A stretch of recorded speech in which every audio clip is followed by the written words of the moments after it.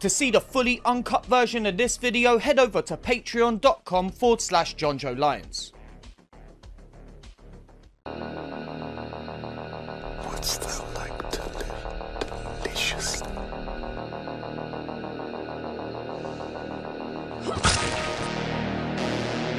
Chaos reigns.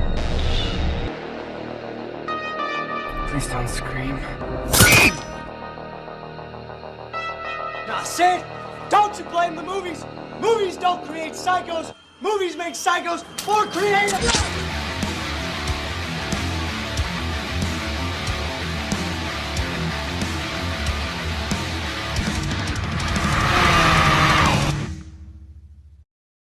What's happening? My name is Jonjo Lyons, and today I'm here to present to you my review for City of the Living Dead. Written by Lucio Fulci and Dardano Sacchetti, and directed by Fulci, City of the Living Dead stars all of these lot. A reporter and a psychic race to close the gates of hell after the of a clergyman caused them to open, allowing the dead to rise from their graves. How's it going, my overdubbed actors ready to have a camera shoved directly into your retinas every time even the smallest story revelation occurs? It's that time again. Time to check out yet another super gory zombie movie. But this ain't your run-of-the-mill zombie movie. Oh no, this is a Lucio Fulci zombie movie. For those of you who are somehow unaware, Lucio Fulci was an Italian director responsible for some of the goriest horror movies on planet Earth, including the infamous Zombie 2 and of course the Gates of Hell trilogy, of which this film is the first entry. City of the Living Dead was followed by The Beyond and The House by the Cemetery, two films that I'll be covering in the coming weeks. Honestly, I was going to cover another Giallo movie this week, but when I saw Fulci's name pop up on the list of directors, I thought what better time than now to delve into one of his more famous works. And let's get it out of the way now, I absolutely love this movie. Before doing this video, I'd only ever seen the two most famous scenes from this film, and now I've watched it in full, it is 100% in my top 10 greatest films of all time. I genuinely cannot wait to get into the other two. And probably Zombie 2, as well as all of his Giallo films. Ladies, gentlemen, and everyone in between, welcome to Fulci Month! But before we get into all of that, I just want to remind you, you can see this video completely uncut and early at patreon.com/Jonjo Lyons for as little as $3 a month. That's it. Want to see the uncut videos, gain access to the Discord, and all the Patreon exclusive videos that can't be on YouTube anymore? Go over there now. And good news, everyone, my short film Better Anything is complete. We're going to start entering it into festivals this month, and I really cannot wait to see the audience reaction. Also, as I always say, the Indiegogo is still open, so you can go and claim perks, and with that money, I'll just be paying for festival entries. The perks will be going out later this year and early next year. One of those perks is actually a full-size A3 poster, which I've just found a place to print at. There's going to be the official poster, which I've already revealed, and for the first time ever, unless you follow me on Instagram, here's the special edition poster designed by the legend Martin Trafford. Isn't she beautiful? A f***ing work of art. But yeah, find the link for the Indiegogo in the pinned comment and description below. But anyway, I'm in the mood to be covered in worms, brains, and maggots, so let's not waste any more time. Get ready to develop a brand new fear of table drills. This is City of the Living Dead. The movie begins with a woman's scream and a title card as the opening credits roll over this cemetery. Cut to Priest Thomas going for a walk in Dunwich past this headstone/warning and looking up into this tree.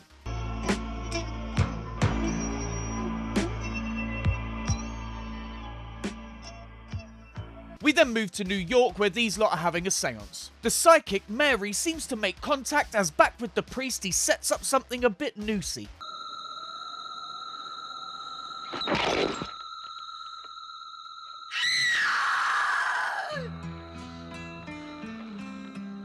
No, not the priest! Think about all those kids you've left untouched by the hand of God in their arsehole. With the priest dangling, we start to hear moaning as this handsome fella comes to life. The dead! I see the dead! City of the dead! I'm gonna be saying this a lot, but I love this movie so f***ing much. The look, the sound, the atmosphere, it's perfect. Mary! Mary!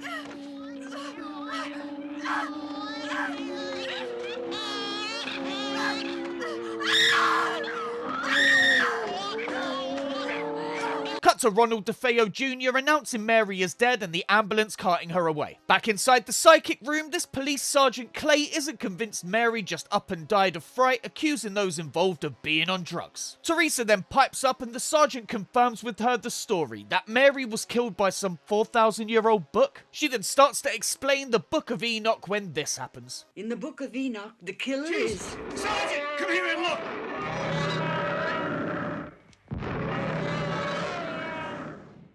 Oh, pardon me, that lamb madras from last night has got me on fire. The sergeant, convinced this is a prank, says he's going to tear the whole building apart to prove it, but Therese warns him that something more evil is afoot. At this very precise moment, in some other distant town, horrendously awful things are happening. Things that would shatter your imagination. Like someone eating out your mother's mouldy snatch while getting by a dog in a church built with the bodies of dead babies and presided over by Jimmy Savile. That was a tough Christmas. Cut to this fella Bob looking around all suspicious like before entering this building to retrieve his girlfriend.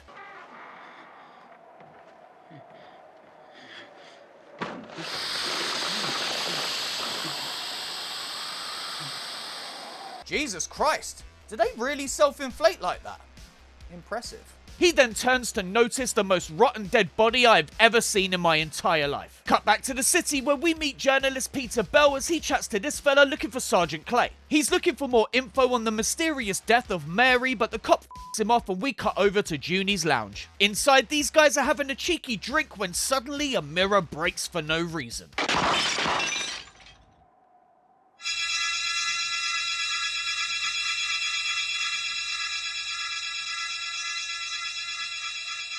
This freaks one of the men out who says things have been weird since Father Thomas attended the old necktie social. The bartender reassures him that everything is fine when suddenly a giant smoky crack opens in the wall. This causes the boys to get the f*** out of there as the bartender goes in for a closer look. Brand new building, new construction. Tell you. Build garbage like this. I'm gonna lose all of my customers. Cut to this woman, Sandra, talking to her therapist Jerry about her father issues. They're joined by Emily, who tells him she can't make their date tonight as she has to see Bob. I don't see why people hate him so. His mother was what you'd call a woman of easy virtue. Slag! Also, watch Emily forget her line halfway through saying it. Look, Sandra, I don't believe those idiots who tell me that our ancestors were Salem witch burners, all right? Okay. Anyway, Emily then leaves when Sandra randomly screams, causing the cat to scratch her.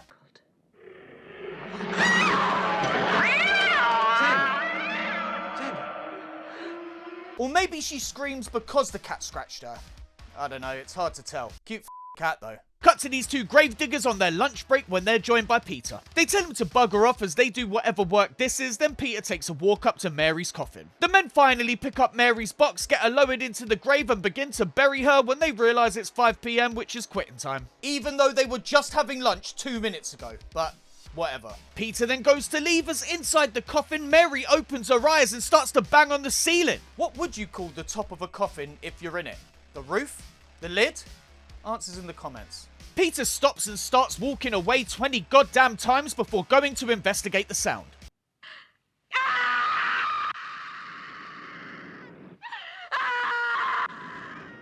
Oh my God. There is some amazing screaming in this film.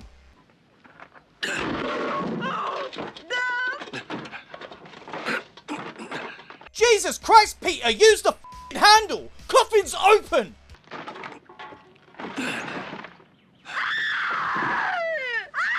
Back with Teresa, she thanks Peter for saving Mary and chats about the Book of Enoch. Mary then describes what she saw in her visions. The city of the dead. The living dead. A cursed city. Yeah, alright, love, we've all been to London, okay? Chill the f*** out. She says the city is actually called Dunwich, and although none of them have ever heard of it before, they decide they must go there to shut the gates of hell before a zombie apocalypse, or whatever. Cut to various shots of Dunwich, and then to sweet baby angel Emily getting out of her car. She heads into this place and calls out for Bob, eventually finding him a shivering mess. Bob! What's happened? Did you hurt yourself?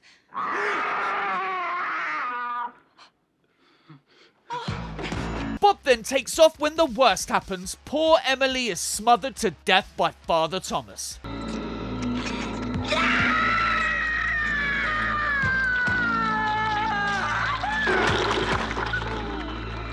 Cut back to Jerry, Emily's middle-aged boyfriend, when her father calls worried as she hasn't come home. Jerry tells him she's probably fine and not to worry before hanging up. We get a silent, worried eyes crash soon when Jerry writes down Bob's name, then we cut to this couple getting down to some sexy time. The girl, Rosie, is a little creeped out, but the fella, Tommy, manages to smooth things over and they continue to canoodle. Tommy then grabs himself a handful of chest flesh when again Rosie stops saying she's worried there's someone out there. To chill Rosie out, Tommy pops on the headlights and they spot the hanging corpse of Father Thomas, who then vanishes. Tommy tries to get the engine going, but of course it doesn't work when Father Thomas suddenly appears at the car window. He then stares at Rosie with me eyes hard enough that the girl starts crying blood and vomiting up her own guts.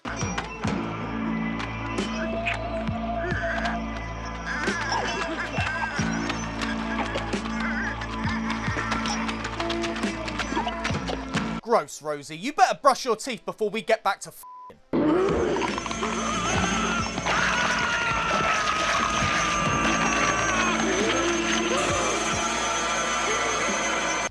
Alright, you don't have to brush your teeth. No need to get hysterical. Cut to our heroes leaving for Dunwich, which Peter says isn't on any map. Even still, they set off as we cut to the police finding Emily's dead body. Emily's dad has a cry when the cops ask Jerry for his opinion. Emily's dad then accuses Bob and the cops say they'll catch him, also finding a puddle of blood and worms.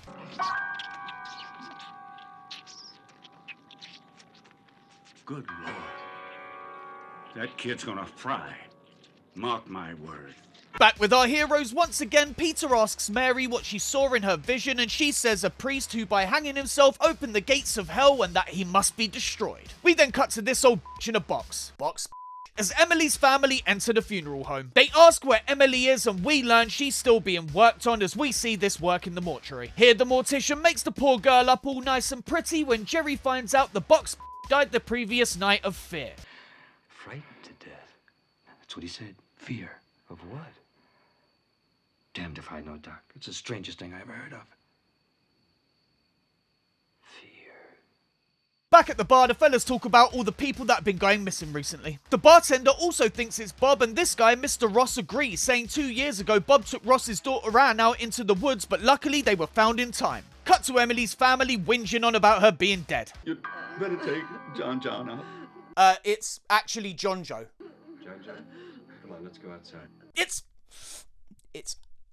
Jonjo. Jonjo, okay? It's not that hard. Cut to Bob going for a windy walk into this place. In the hall, he's jump scared by Father Thomas, who then vanishes, allowing Bob to get the out of there. We then cut to our heroes lost in the woods when they have a bit of banter and decide to go and get some food. At the funeral home, the mortician snatches Emily's chain, then goes to take a look at Box.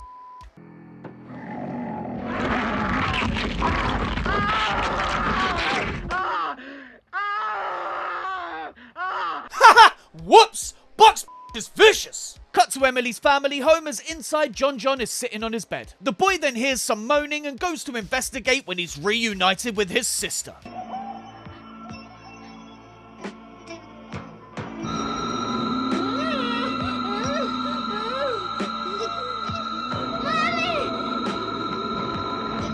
He runs to his parents' room and tries to tell them about Emily's return, but obviously they don't believe him. We then join Bob still on his travels before cutting to Sandra painting a triceratops. She hears a noise and goes to investigate as we cut to Jerry's phone ringing. It's Sandra, who says she needs his help as she thinks she's having a nervous breakdown. Jerry agrees to come and see her right away, and we cut to Bob dropping into this garage. He takes a seat in the car, then lies down as we head back to Jerry arriving at Sandra's. She then lets him in and we find out what all the fuss was about.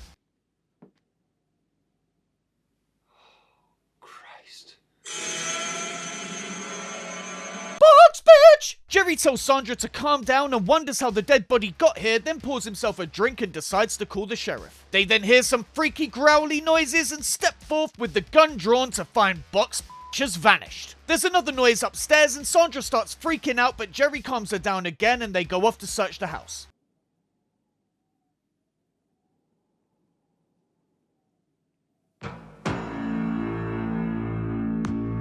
Damn, Box, you got them crusty toes. Put them in my mouth. We then see the lights turning on and off as the pair search the house, finding nothing. Sandra takes a breather when the lights shut off again and a window shatters, sending glass into the wall. A wall which then starts bleeding.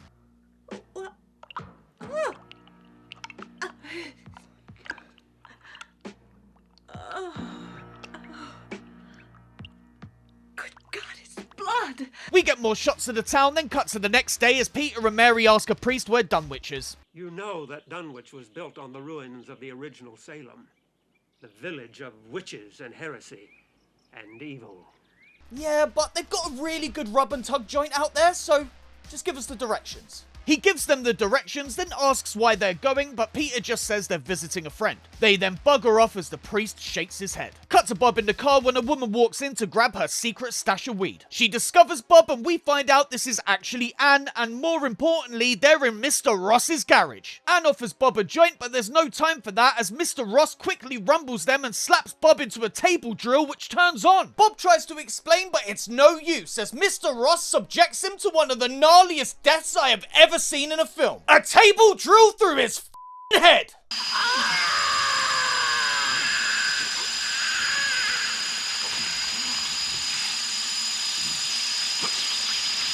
Good Lord.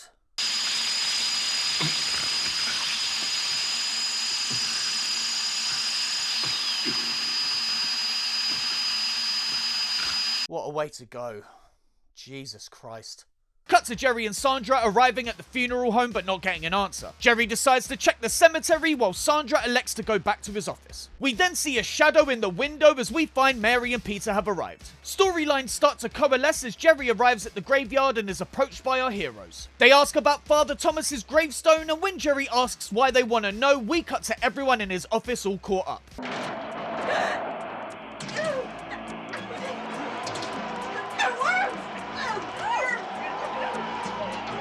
Fun fact, according to IMDb, they used real maggots in this shot.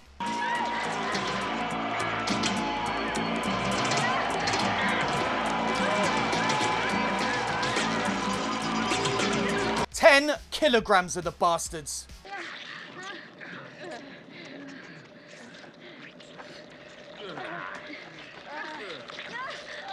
Not for me. Not for Jonjo. The phone then rings and it's Jonjo who tells Jerry the bad news, that Emily returned and killed their parents. We then cut to Jonjo as blood seeps through the ceiling. Cut to the cast arriving to pick up Jonjo. They give the kid to the women as the men go inside to investigate. And while it's annoying we don't actually see it, apparently the parents were ripped to shreds. God almighty. Totally butchered. Literally ripped to shreds, those two. Killed all the way to death! We should have seen it though. They all then jump back in their cars and set off to the funeral home once again. Jerry sends Sandra and Jonjo back to his studio as the rest head inside. Then there's a bit of walking around and coffin porn. Great. Cut to Sandra and Jonjo arriving at Jerry's studio.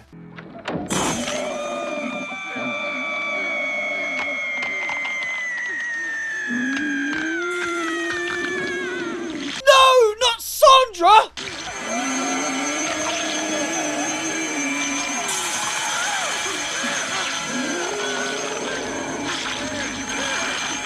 Really starting to like her. Anyway, Jonjo takes off running when Tommy appears out of thin air and tries to grab the lad. Jonjo struggles free and we cut to him all pooped out when he's cornered by Emily once again.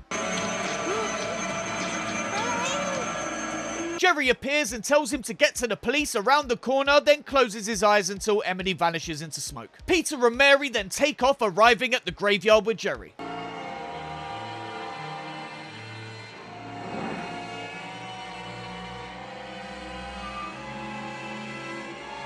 I love absolutely everything about that shot. Cut to the bar as over the radio a state of emergency is announced. Emily then appears at the window as our heroes continue further into the graveyard. They move in the direction of the family tomb after staring up into the sky, which is full of jungle noises for some reason. Then we go back to the bar where things start to kick off.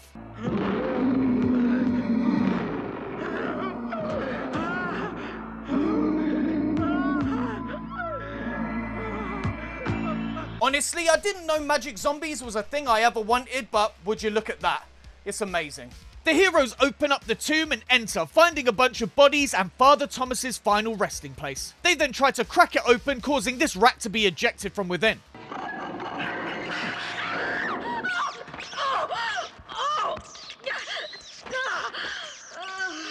They get the whole thing open, but unfortunately discover the body missing, wondering if someone broke in from the other side and stole it. Back at the bar, everyone is dead as all as our heroes head deeper into the darkness.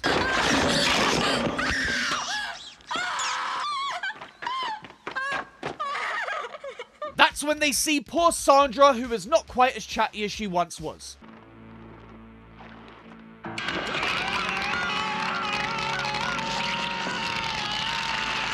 Oh no, not pizza!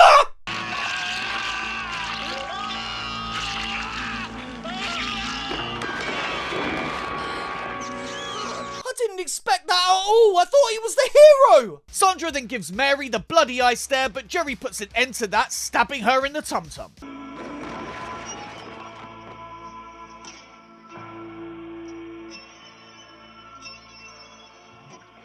Jerry then sees this absolutely gorgeous bit of set design and they push on as I still grieve for Peter. I was sure him and Mary were gonna slap fannies.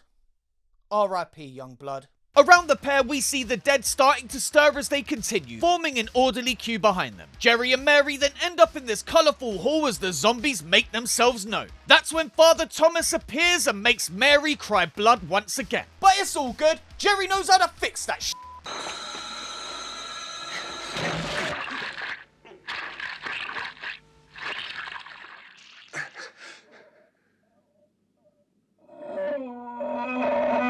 Yes, Jerry! F that priest up!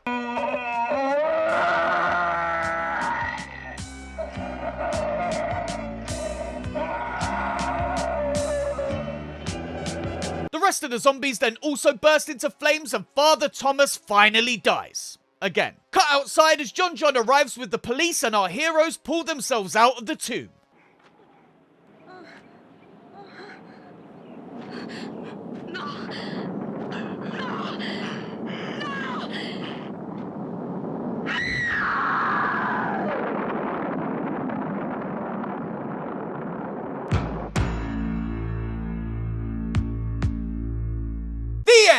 Well, I love that movie. Now, how do we go about opening up the gates of hell in the real world?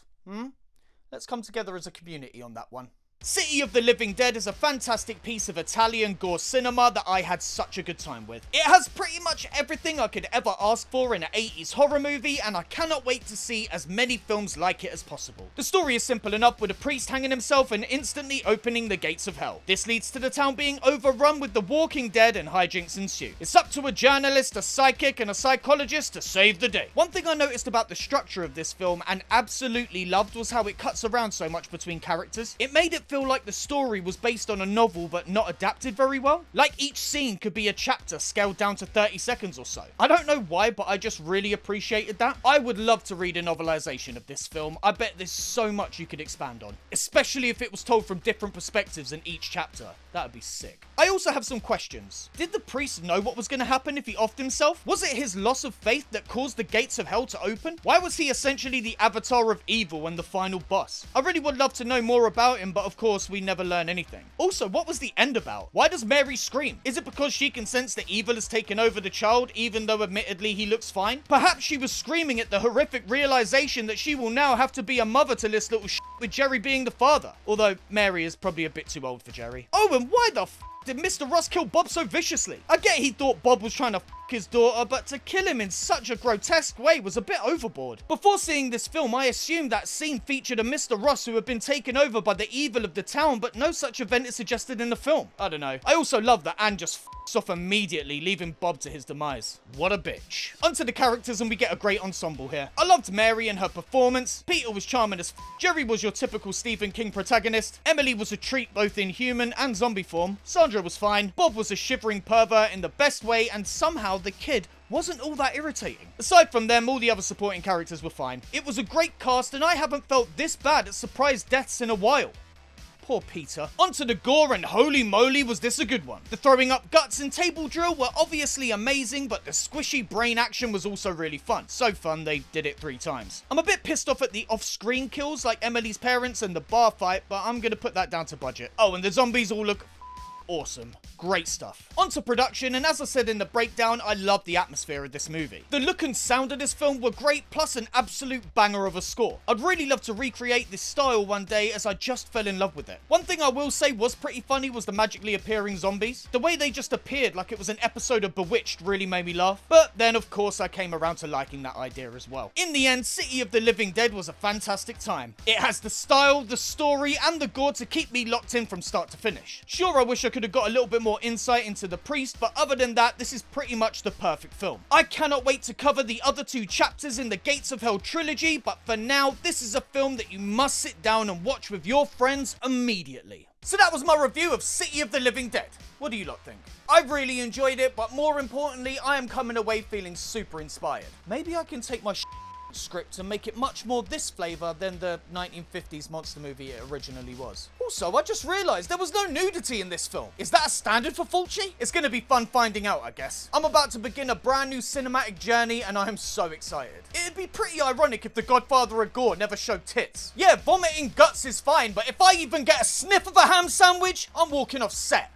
Speaking of which, if you want to see what I think may be the most disturbing death in a horror film completely uncut and early, head over to patreon.com/Jonjo Lyons. There you can find the uncut version of this review, plus others with more stuff being added every single week. We got the uncut reviews, Patreon exclusive reviews, /comic breakdowns, and the Discord. And all that can be yours for as little as $3 a month. You can pledge more, I really appreciate it, as I need those entrance fees to get better anything in front of audiences all over the world. I actually got a DM the other day from somebody on the Patreon who offered to pay for a specific entrance fee to a festival, which I thought was super kind. Thank you, mate. The next 12 months are going to be a super exciting time, and I need your help to push it as far as possible. So that's it for another week. Like the video, leave a comment, and click subscribe if you haven't already. My name's Jonjo Lyons, and did you know I also possess the power to look at somebody so hard they start bleeding? Every time I give my girlfriend the sexy eye, she tells me she's on her period. She's been on her period for the last 2.5 years.